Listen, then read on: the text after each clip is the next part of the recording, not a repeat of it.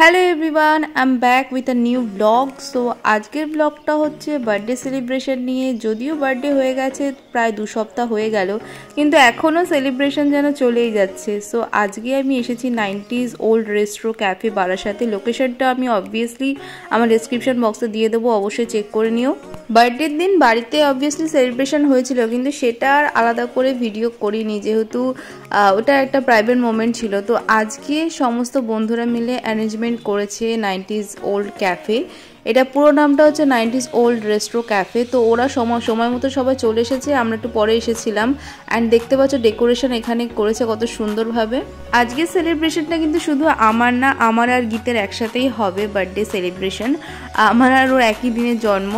So 28 মে এই দিনকে দুজনেই গরমের মধ্যে জন্মেছিলাম। যাই হোক, সো জায়গাটা দেখতে পাচ্ছ কতটা সুন্দর। আর আজকে সানডে ছিল, আর সানডেতে লাইভ কনসার্ট হয় এখানে। তো সেটাও তোমাদের সাথে শেয়ার করলাম। খুবই সুন্দর, মানে একটা অ্যাম্বিয়েন্সটা মানে দুর্দান্ত লেগেছে আমার।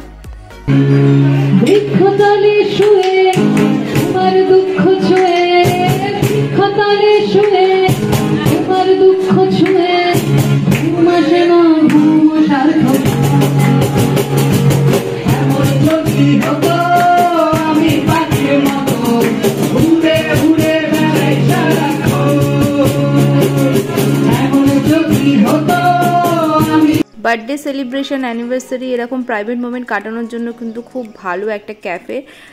আমাদের জন্য আলাদা একটা রুম দেওয়া হয়েছিল যাতে আমরা একটু প্রাইভেট মোমেন্ট স্পেন্ড করতে পারি। আর এমনিতেও আমরা 7 জন ছিলাম, তো যাতে একসাথে সময়টা কাটাতে পারি।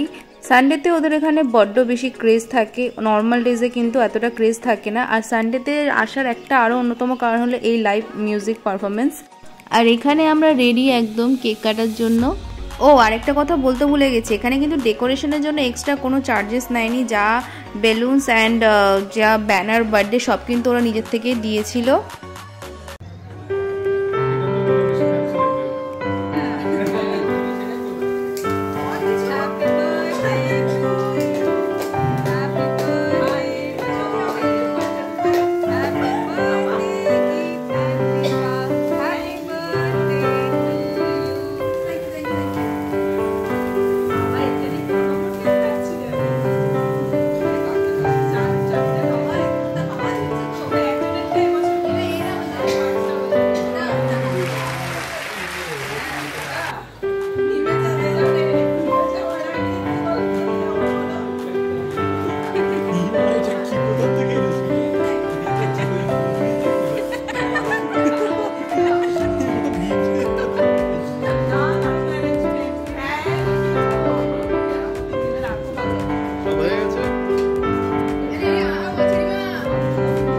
কম বেশি প্রত্যেক বছরই আমাদের এরকম বার্থডে সেলিব্রেট করা হয় সবারই।